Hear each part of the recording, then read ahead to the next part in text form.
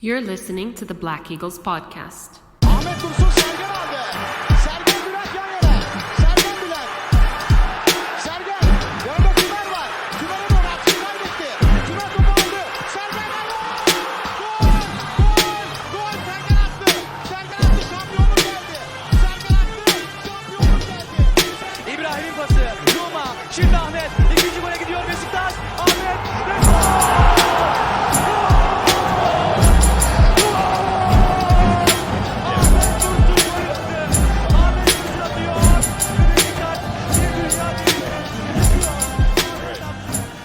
Welcome back, everybody. Episode 154 of Beşiktaş International's The Black Eagles podcast. I am your host, Sinan Sporting, live from New York City.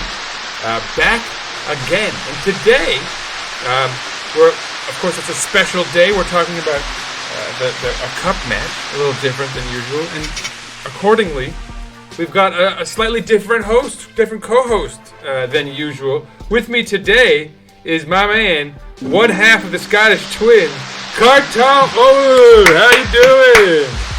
Yeah, I'm doing good, man. It's an absolute honour to be on the show in everyone's absence, as everyone's away chasing the dream in Turkey to be a semi-pro footballer.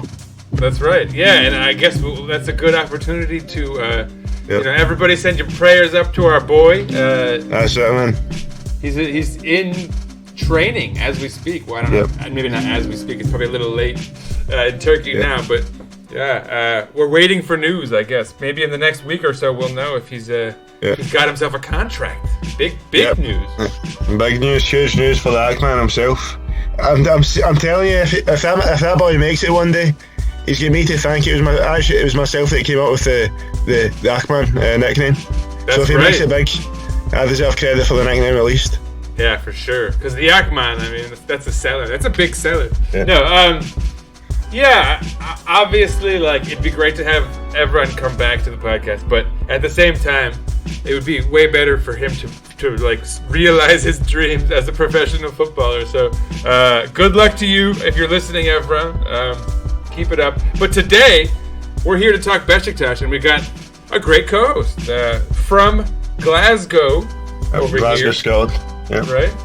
So we got international connection here today. And of course, we're here to talk about what ended up being a really kind of unnecessarily exciting game. Unnecessarily stressful, perhaps, game. But definitely a very exciting and fun one, especially perhaps for the neutral, against Konyaspor in Konya, so that's worth noting perhaps. But for the Turkish Cup, I guess, coming into the match, before we talk about what happened, what were your thoughts here? Did you think we could be in for a disappointment? I guess we should probably mention what happened to our rivals. Yeah, I mean, coming into the game, I had the feeling that if we win this, we've got a good chance of winning the cup. Considering Galatasaray get put out by Konyaspor, they lost 3-2. Fenerbahce lost 2-1 to Başakşehir as well. So the mindset was, if we win this game, I'd say we're the major favourites to go on and win the cup. And it's a trophy we've missed. It's not one we've won since 2011, when we had Simal, Hugo Almeida, Manuel Fernandes, Guti, Quaresma. That team was the last team that won the Turkish Cup. So it's a tournament we've not won in a long time. So it'd be nice to get a kind of more recent one in our trophy cabinet in Vodafone Park.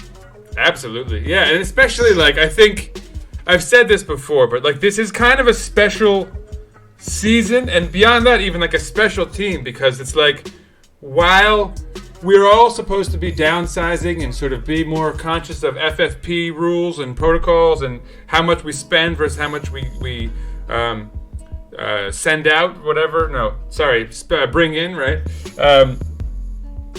Despite all of that, our rivals are breaking, it seems like, all the rules, spending like wild hotcakes, really bringing in more talent than they even need in some ways, and just completely like spitting in the face of as far as I can tell anyway, of the TFF and the rules they set out for teams. So what's especially nice about the season for me is that not only are we competing and potentially even and superior to our rivals for the most part, we're doing it the right way, right? We're actually not overspending. We're actually following the rules and sort of sustainably building something that we could actually keep doing the right way for some time, right? Like, it's not going to all implode if we get second place even, right? Like, that's the way it's always been. When it comes to Beşiktaş, we always try and do things the right way. We don't take shortcuts. We always try and play by the rules and win it with honour and win trophies by deserving to win them. We're unlike our opposition in that respect. Yeah. And it's just like this year, it's so pronounced, especially like Fener is spending like crazy. They have 4 guys for each position, right? Like none of us are in Europe, and they're stacked like they're competing in like 5 cups, So it's a weird season, but I think it's especially rewarding for us knowing that, like, not only are we not going to suffer if we like don't play to our peak and win this thing, but we're potentially going to win it and make our rivals suffer all that much more. Because if they don't get the Champions League, that guaranteed money, all this money they spent, they're going to have to offload a lot of players if they don't want to get banned from Europe for the foreseeable future. So that should be interesting. For sure. I mean, I feel like going off the way things are going just now, we are playing the best football in the league, I feel. I agree. Certainly the most exciting, right? The goal scoring. Galatasaray have gotten better. They've made some good signings. Onyekuru coming back. I mean, he's been a great player for Galatasaray. Seemingly, is only a great player when he's playing for Galatasaray. He's flopped everywhere else. Mustafa Mohamed looks a player, but Fenerbahce, they spent all the money. They brought in Mesut Ozil. But they don't play good football. They've I felt they've been very lucky in the results they've got. And when it comes to us, we've got that we've got that great camaraderie that you always talk about. Mm-hmm. We play very physical football. We try and outrun our opponent. It's all about the offence. It's all about triangles and combinations, and just try to attack the opposition as much as possible. And it's been great to watch, especially as of late. I feel as if maybe the results haven't been as good as of recently, but I think as the seasons went on, we've been playing better football every week. Especially when you mentioned those triangles, and I feel like what's really fascinating is we're starting to see a little bit of the old tiki-taka, the kind of thing we were seeing like post-Feda, when we were all getting really excited about the project we were building. And it's fascinating to see that with this kind of very modest thing that we're doing now, without any real stars, right? Like, you're still like Ghazal and Rosier and Ozan, in this last match, like with these beautiful, and we'll talk about it. I don't want to do any spoilers here, but just really interesting. It's just a fun season. I think it's a feel-good season, and hopefully we can remain feeling good. But so far, so good. And so, that's, I guess, a good preview. And so, like you mentioned, our rivals lost. And so we're going into this match with the sort of knowledge that we would have a huge advantage going forward without them being in it. The only real surviving team being Başakşehir here that could really, put a little fear in us. But even then, they've been playing like garbage. But so, this match, I guess, first of all, let's talk about the lineup. You want to introduce the lineup, Kartal? Yeah, that's cool. I'll do that. All right. Right. So a bit of rotation to start. So in goals we had Utku Yuvakuran. Actually went on to have a very solid performance, as we'll later talk about in the episode. Mm-hmm. I was quite upset not to see Bilal Ceylan get his Beşiktaş debut. We went for the safe option and started with Valentin Rozier, he's been a fantastic right back for us, but I felt like today this was a game where he could have been rested. Yeah, he deserves a rest, right? Especially after that goal that he saved us with in the last one. Yeah, for sure. And Domagoj that centre back with Montero. I feel like that is an ideal centre back pairing, and I think for me the centre back pairing shouldn't be touched as often. I know Sergen's likes rotating Montero and Wellington. And Wellington, to be fair, has stepped up a lot recently, but I feel like keeping this kind of between those three is a good idea. You don't want too many different players playing back there, because I feel like that cause a bit of instability in the team. We've got basically we had no choice at left back. Ruslan's injured, so Ed Saka started at left back. Today was all about the game last night was all about retribution for him after he saw that red card in the last game. That's right. We've got our captain, Nizi Pusa, playing the number 6. As we'll later talk about, he had a very solid game. My boy Kevin Nkudu left mid. And in centre mid we had the iconic pairing from the 15-16 season of Oğuzhan Özyakup and Atiba Hutchinson. Right wing we had our very own wonder kid Ajdin Hazic, and up front we had a returning Cenk Tosun making his second debut for Beşiktaş. So on paper I thought it was a very exciting lineup. Agreed, 100%. Yeah, I'm 100% with you. I think my only concern was not seeing Bilal, like not even on the sheet, right? He wasn't even on a sub for us available. So no, that wasn't was a sub either.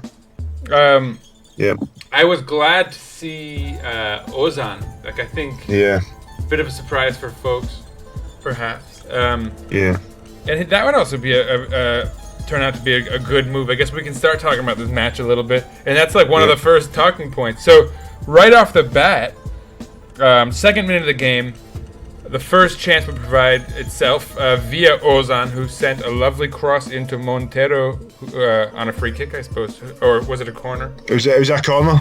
So actually, what happened is before that, Cenk Tosun actually had a decent chance on the header, and it was deflected off a Konyaspor defender and went out for a corner. And from the resulting corner, the cross came in.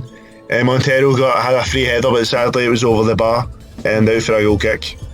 So that was, we kind of had two chances right after each other to start off with the game. It was a great start. We looked hungry. We looked like we wanted to really take the game to Konyaspor. Yeah, we definitely did. And then, so 12th minute would be the next kind of real moment of note, and bam. Ozan tries to lay it off for Cenk. Defense gets there first. Miraculously, you could say. Drops right back to Ozan. And bam, there we go. Right at the gates. 1-0. What were your thoughts on the goal? I thought it was a beautiful goal for Sinan. Mainly, I thought, see that kind of from the first. It was a beautiful pass from Montero from the first third to the final third. It took their whole midfield out of the game. Found Olsen in a very nice spot. Olsen tried one of his trademark reverse through balls to try and find Cenk Tosun. Sadly, it didn't quite go through. The defender cut out, but as you said, miraculously fell back into the path of Oğuzhan Özyakup and sent him through and goal. You could say maybe played a 1-2 with the defender. That might make it sound a bit better. And it was a lovely kind of Plassey with his right foot into the top right corner of the net. Yeah, one of those like where he pulls it up short. And it's really a very nice finish. It was a nice finish, and it was an interesting celebration from Olsen as well. It looked like he was playing a bit of PlayStation, and then made a T sign. I don't know what that was all about, but I'm sure someone will know what that meant. Given some of his previously controversial goal celebrations, at least it was very, like, nobody was offended here, right? Yeah. But so, yeah, unfortunately, it would just be 5 minutes later in the 17th, I guess 18th officially. I'll hand this one to you. What happened here? So what happened here is, so Skilhelmi whipped in the cross, and Bardakci. Yeah. This was Abdul Karim Bardakci of Konyaspor centre back. Yeah. He kind of got in between Montero and I think it might have been Atiba, and he rose up and got a header. It was quite easy for him, and Utko had no chance of getting to it. It should have been marked better, but that's one of the things with set pieces. I always feel it was harder getting the guys from the back. So obviously he was kind of came in from the back and moved forward into the box. Kind of came in undetected and got a free header, and Utko sadly couldn't do anything about it, and it was 1 each. I wonder if Ersin would have plucked that one out of the air before it got there. You know, he's a little more aggressive on those. But maybe not, you know, because it came in at that sort of funky angle. Credit to Guilherme.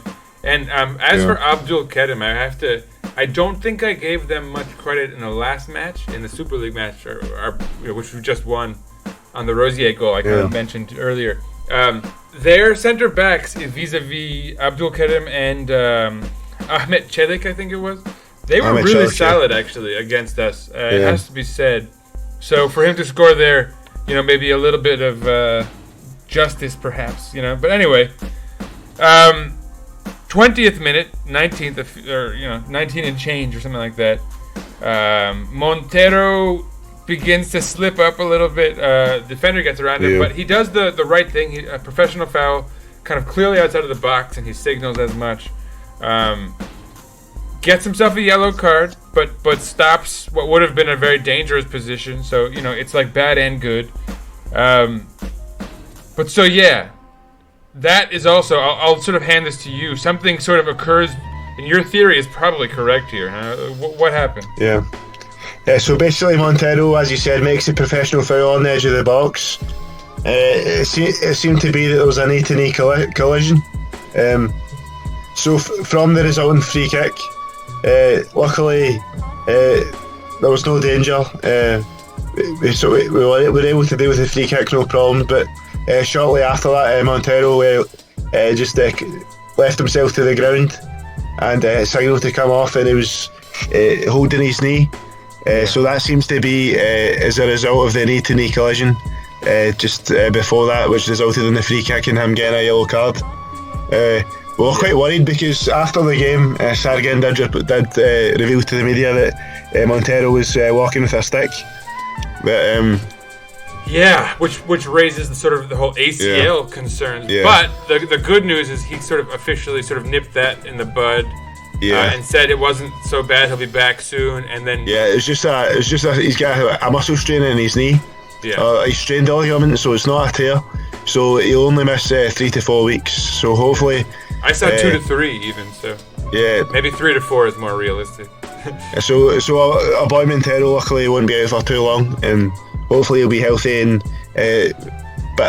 back in his best form as soon as possible and ready to help the team because we need him. Exactly. And meanwhile, hopefully Wellington won't get any red cards because we're going to need him to be real disciplined now. But so yeah, that would be the bad news. So 21st minute, and he's out of the match. Wellington would come in. I see it marked here as the 25th minute, so maybe there was a little delay in him getting off the pitch or something.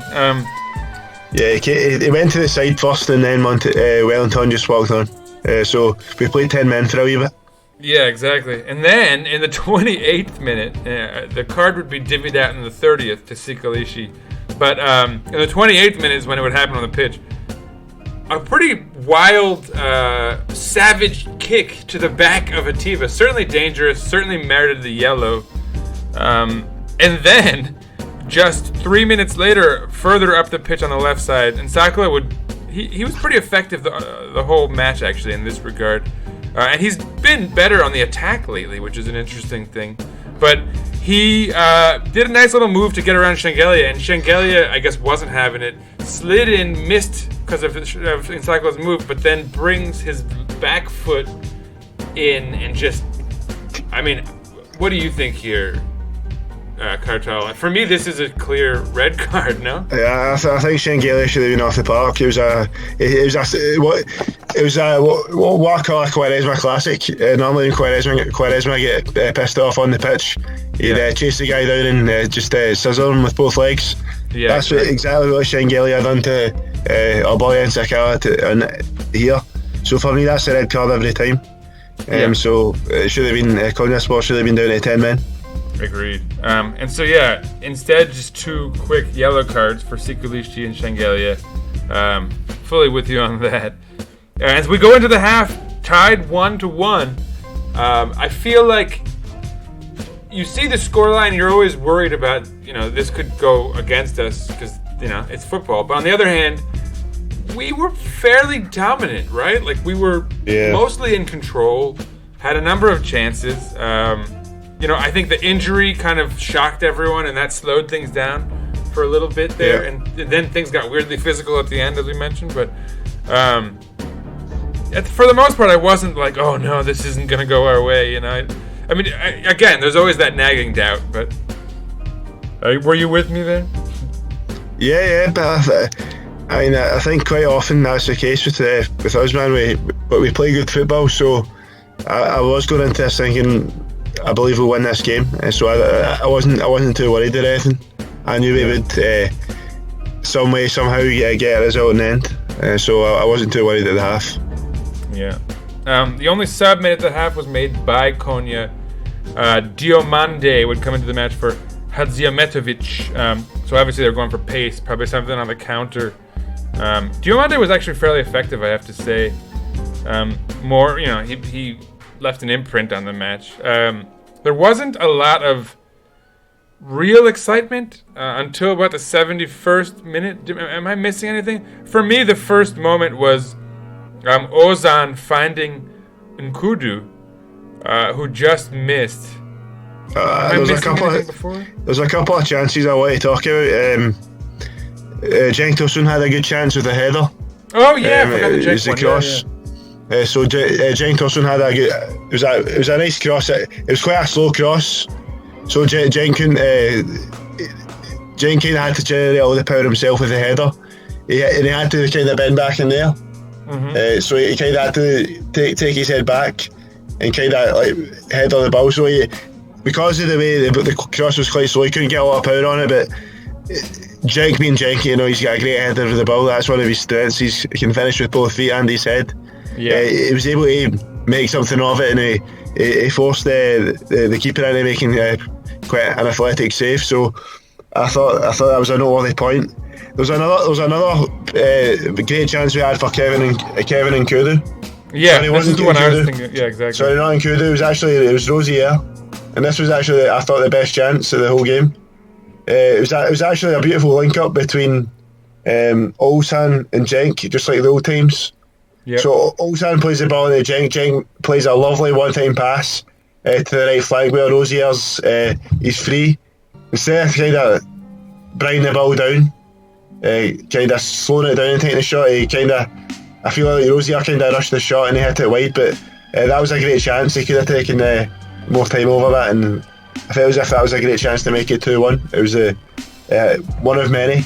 Yeah. But I thought the link-up play between Ulsan and Cenk, that one-touch pass from Cenk to Rosier on the right flank was beautiful to see.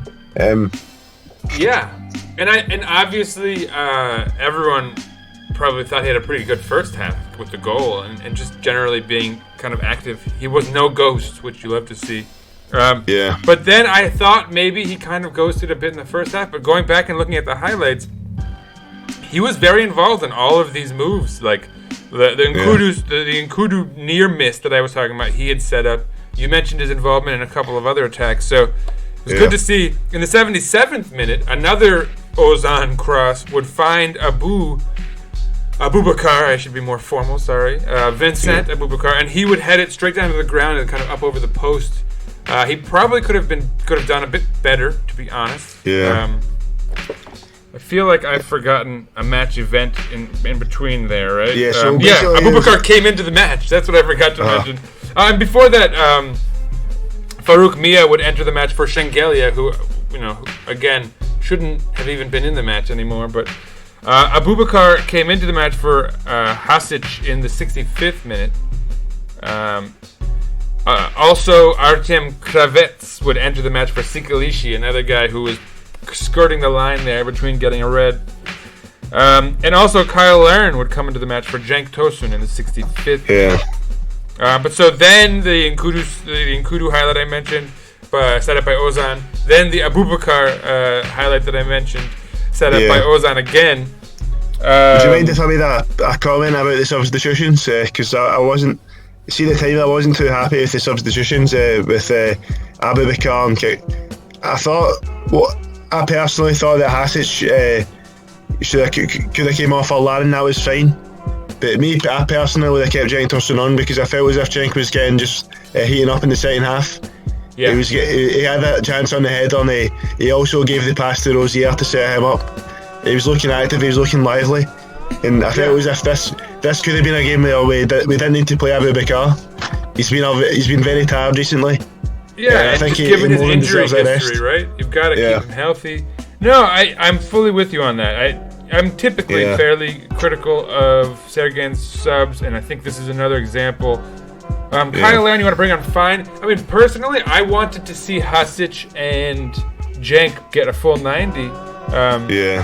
Just because these are guys I've been wanting to see. Obviously Cenk just coming into the match you want. But so if he was tired because, he didn't get a whole lot of playing time lately, fine. Yeah. If that's the case, I'll give them the benefit of the doubt. Hasic, again, I want to see what the kid's got, and he doesn't. You can't really. From here on out in the Super League, I think we're gonna be very risk averse, right? We're gonna be real careful. So I doubt Hasic gets a ton of playing time. So again, this would have been a good chance. Whatever. He wanted this win. I get that too. So whatever. Maybe you bring in Larin, but yeah, I don't see the need to take out Cenk. Unless we're going to use him on Monday, perhaps we'll see a start, but we'll talk about that after. A couple more subs from Konya. Won't really get into it. Ahmet Çelik gets a yellow card in the 80th minute, right around the time that Kyle Larin has. I'll hand it to you, but I thought like a really lovely kind of created opportunity that was saved well. Yeah, so it was kind of from that Kyle Larin spot, that kind of left wing position. So Kyle Larin kind of picks up the ball on the left side of the box, takes a touch kind of towards goal, and it's a beautiful curling Placey with his right foot, and it forces a great save from the goalkeeper. I thought it was a great effort of Larin, and it was another sign of I feel like a player that's been improving since the start of the season. Not only in his goal scoring output, but in terms of his technique and his ability of getting involved in the build up and actually it's being a more cohesive cog in the team. I think he's improved tenfold since the start of the season, and I think that beautiful kind of technical shot with the Placey with his right foot, not something that was seen a lot from Kyle Larin up until now, but it was a great effort and forced a phenomenal save, I thought. Agreed. Yeah, I feel like I was like zoning out a little bit in the second half. Like things got a little muddled. There's like so many chances, and it just kept going against us that I was like, all right, whatever, we're not gonna score here. I got up and like made a coffee, I think, and I somehow missed this. But yeah, in the highlights, I was stunned. It was a really good save too. Yeah. Their keeper, I gotta be honest, in both of these matches, he's no pushover in his defense.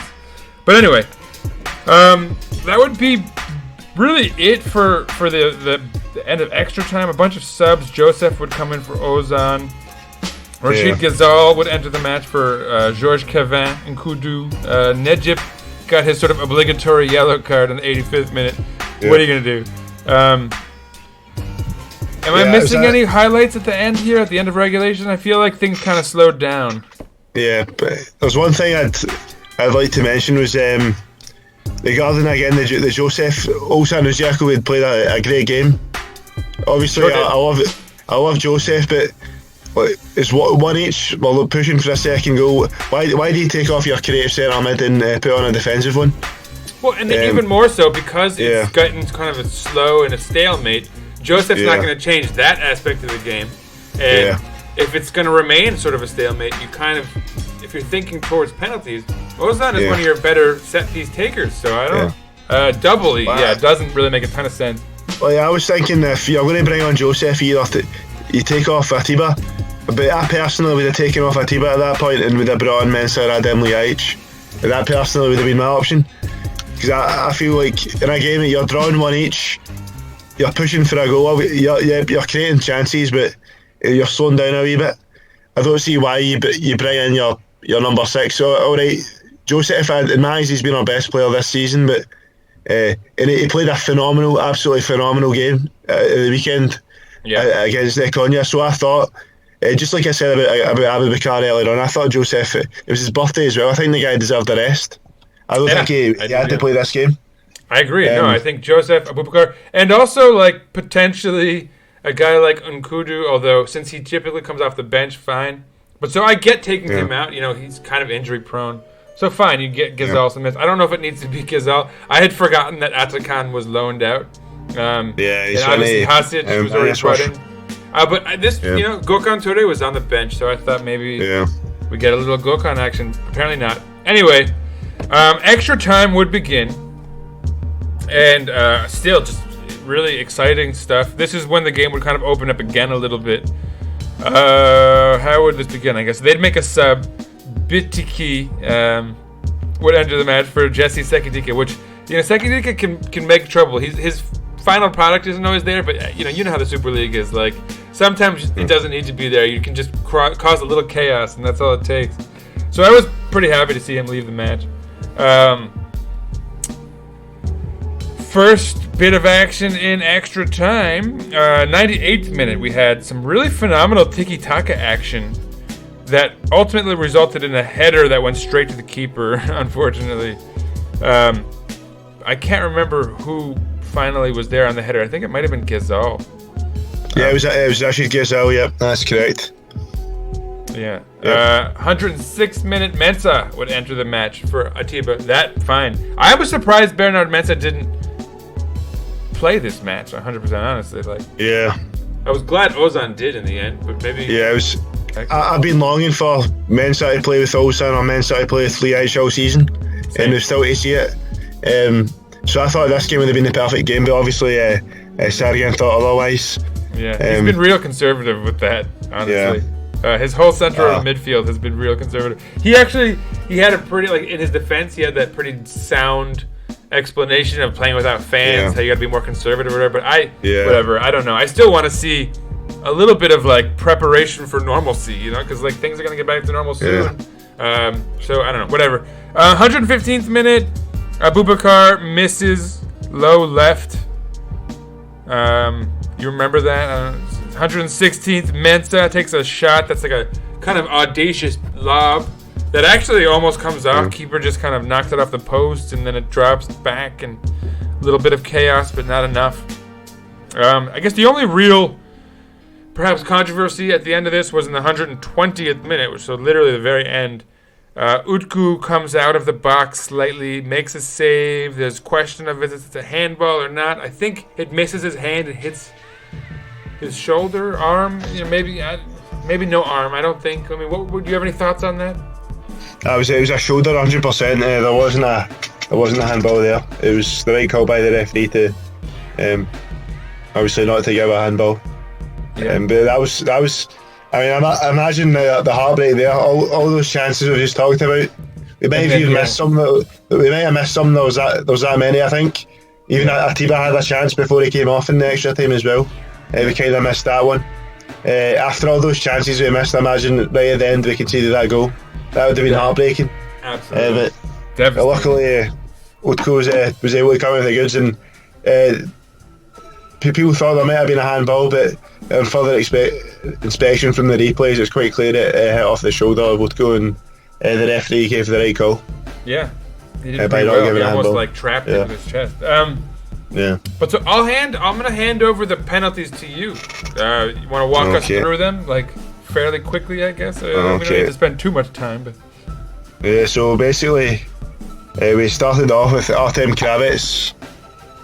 So Kravets takes a penalty, and it wasn't the best of penalties, but it was a good save from Utku Akuran. I think it was towards the right side of the goal. Rashid Ghazal takes our first penalty, and as you'd expect from the Algerian talisman, it was very coolly done. Phenomenal penalty, gave us a 1-0 advantage. Gulhermi then took their second penalty, tied things up at 1. So Bernard Mensah. Now Bernard Mensah comes up to the ball. I thought in his run up, I was like, this guy's he's either going to miss it or the keeper's going to save it.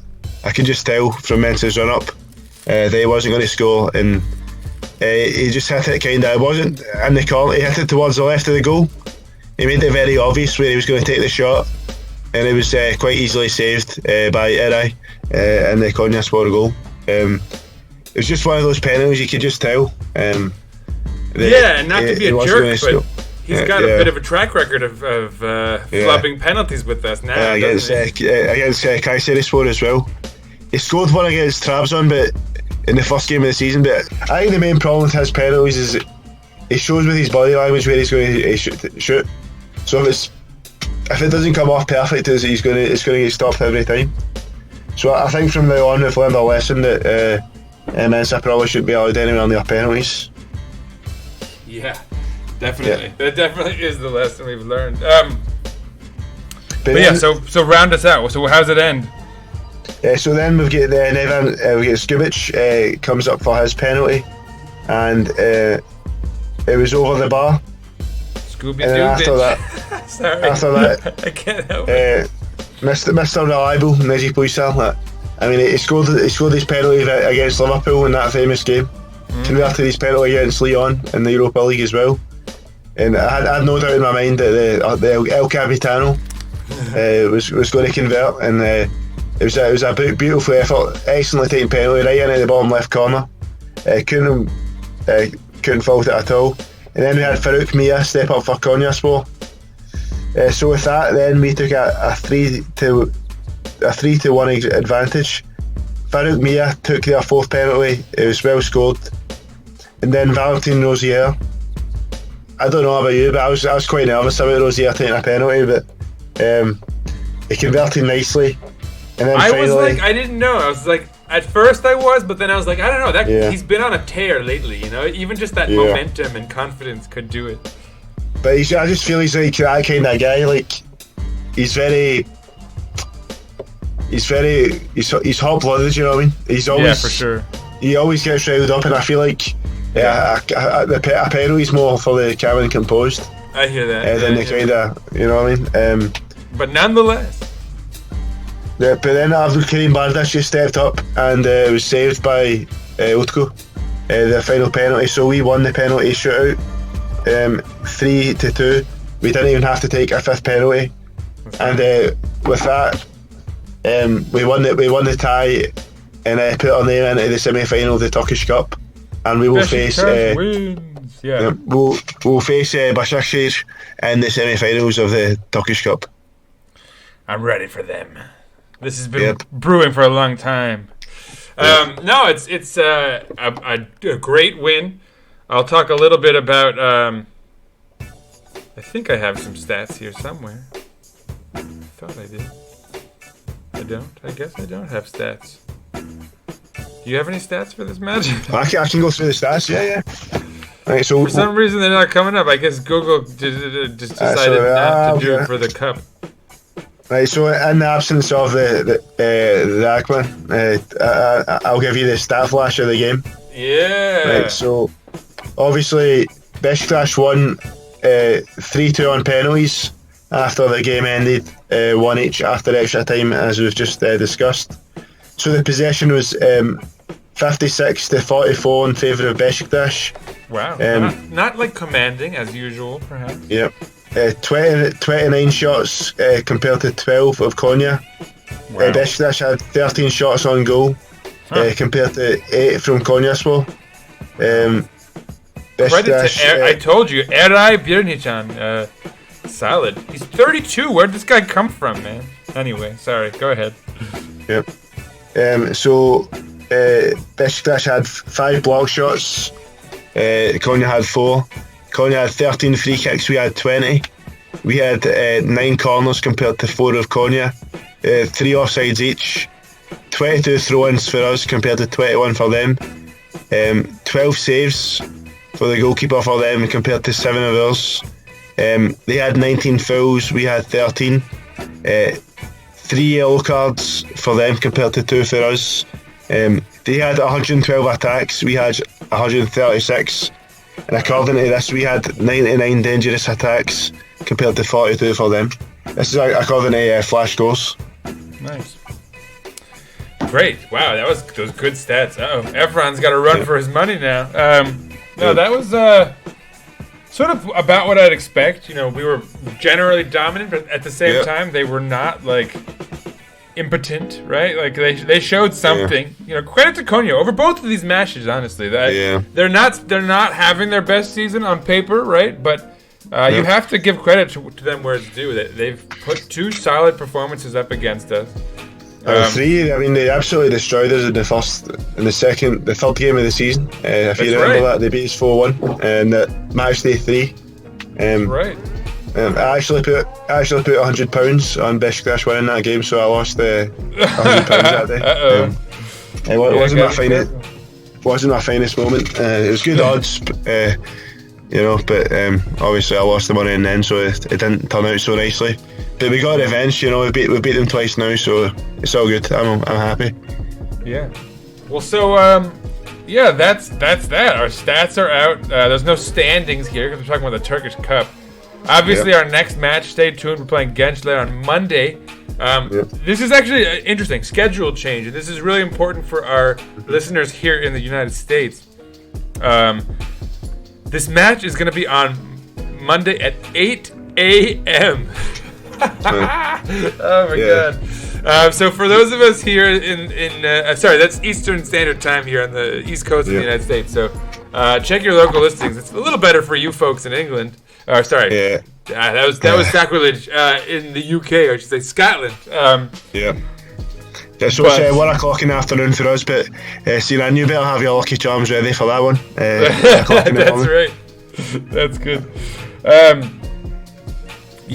mean, I'll certainly have an espresso, that's for sure. But dang, 8 a.m. folks, so be ready. Set your alarms.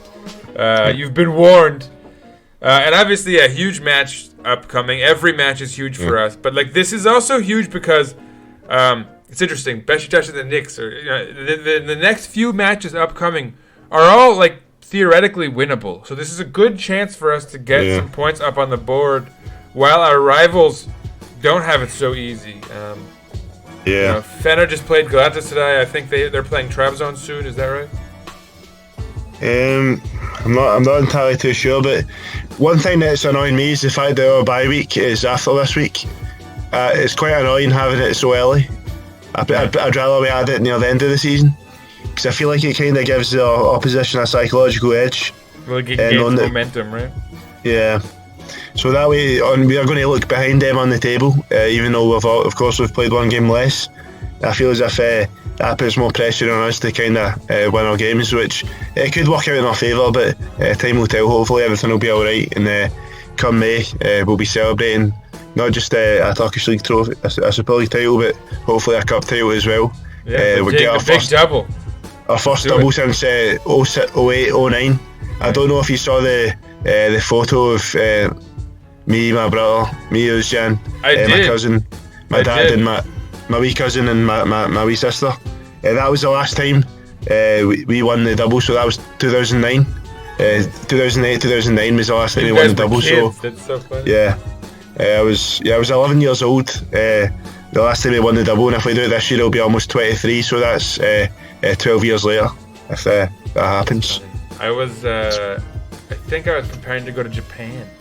That was right before I moved there for a while. So that's crazy. That would be huge, obviously. And by the way, I was correct. Trabzon is hosting Fener on February 28th. So that's going to be fun for us onlookers anyway. I think for Galatasaray, it's slightly smoother sails. I mean, they have like Alanya, who can be tough. Even Kasim Pasha has been tough. So I mean, it's not like we have a chance here, I think. I mean, obviously, I think you've correctly noted that perhaps our actual rival here is more likely to be Galatasaray than Fener, which, given how much Fener spent of late, is just sort of funny. But Onyekuru seems to be struggling. Seems to be tough. Yeah, Mustafa Mohamed as well looks like a player. Mm-hmm. In terms of Fenerbahce, I mean, I've been saying this all season in our group chat. I think they're rubbish. They're not playing good football at all. They're playing with no tactics. It's just kind of crossing inshallah, as they say. That's right. Because they have Caner. That's where we came from. No, I'm Yeah, with you, so- man. And it's never just like football's never played on paper. You know, guys have to. Yeah. You know, this season is such a perfect example where we have on paper a significantly inferior team in theory, but the camaraderie is what really has brought us kind of into the fore. You know, whereas they have such a good team on paper, and they've really struggled to put even a single good performance out there. This, you know, lately, I haven't seen Fenner play well in 2 months. Yeah, the thing is with Fenerbahce, I feel like they've been very lucky so far. They've been getting a lot of lucky wins, scraping victories, and I think it's only going to last so long. The time's going to come where they're going to hit a bad spot, just like they did a few months back, and it's not going to be nice for them. I think they might tumble down, and I see, from a personal note, if Fenerbahce doesn't get a lot of help from the referees, which I suspect might be the case, because of how politicised the signing of Mesut Ozil's been. So I'm a bit worried about referee involvement, but if Fenerbahce keep playing the way they are, the luck will run out, and I feel like it's going to be between us and Galatasaray to see who will be champions this year. That's my personal opinion. I'm with you. I don't want to go too deep into politics on this because it's not a political show, but we always try to avoid it, to be honest. But yeah, I mean, we also make a lot of comments offhand, especially like when Beşiktaş here was doing what they were doing and everything. You know, like that was such a kind of inherently political season, you know. But yeah, I mean, regardless, we'll be back, or I'll certainly be back after this coming Monday. Kartal, it was a pleasure having you with us here. It's been a pleasure to be on the show, Sinan. I'm looking forward to maybe getting the opportunity to come back on sometime. Of course, you're always welcome, right. For sure. And Kartal's here because we just did the Instagram TV performance that I mentioned. We've previewed the kit that you guys can all win if you buy raffle tickets. $5 a ticket. Buy as many as you can afford, and you'll have a better chance of winning the great kit, match worn Atiba. Check out the video. I don't want to go too far into detail because I want you all to see us. You can see our faces. But so yeah, check that out on Instagram. I'll put it on Twitter too, obviously, and all that. But beyond that, of course, I have to say, let's go Beşiktaş! Peace out, everyone. Thank you again.